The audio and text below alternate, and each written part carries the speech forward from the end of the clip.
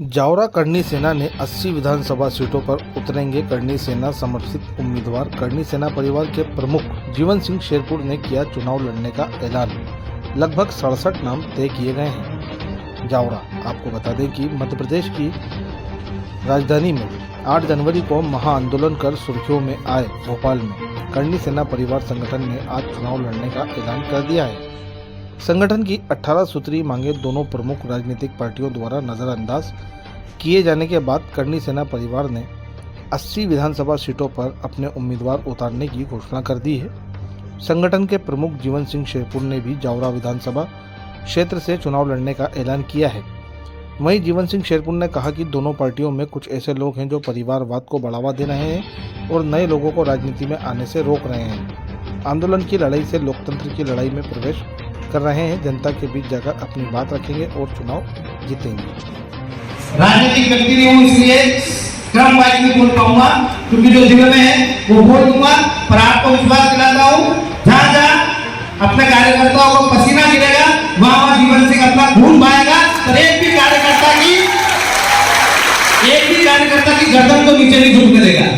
आपके लिए लड़ूंगा, आपके दुख दर्द के लिए लड़ूंगा, आपके ऊपर अन्याय अत्याचार नहीं होने दूंगा। यदि सबसे पहले कोई तकलीफ आएगी तो यह छाती पर जलूंगा, आप तक नहीं आने दूंगा। कितने ही भाइयों के मकान गिरे, कितने ही भाइयों के ढाबे गिरे, जबरदस्ती इसलिए गिराए गए क्योंकि वो किसी दल के साथ जाना नहीं चाहते थे, किसी दल के नेता के पांव पकड़ना नहीं चाहते थे। खाली राजनीतिक शिकार के तौर पे उनके मकान गिराए, उनके घर गिराए, उनकी होटलें गिराई। पर मैं गारंटी लेता हूं, यदि सरकार हमारी बनी, हमारे पक्ष की बनी, तो ये होने नहीं देंगे। और दूसरे की होगी तो सीना ताक के सामने खड़े रहेंगे, अपनी जवाबदारी से भागेंगे नहीं, पीछे नहीं हटेंगे।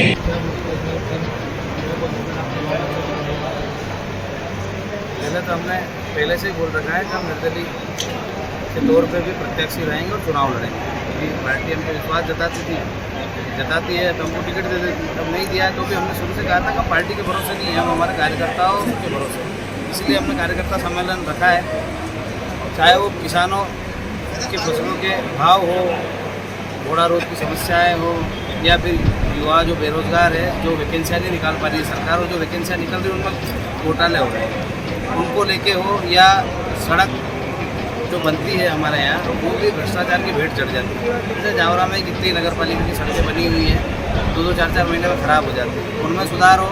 या फिर ग्रामीण क्षेत्र हो या शहरी, जो शिक्षा का स्तर है सरकारी स्कूलों का बहुत गिरा हुआ है, इनने बहुत ख़राब कर रखा है उस स्तर को।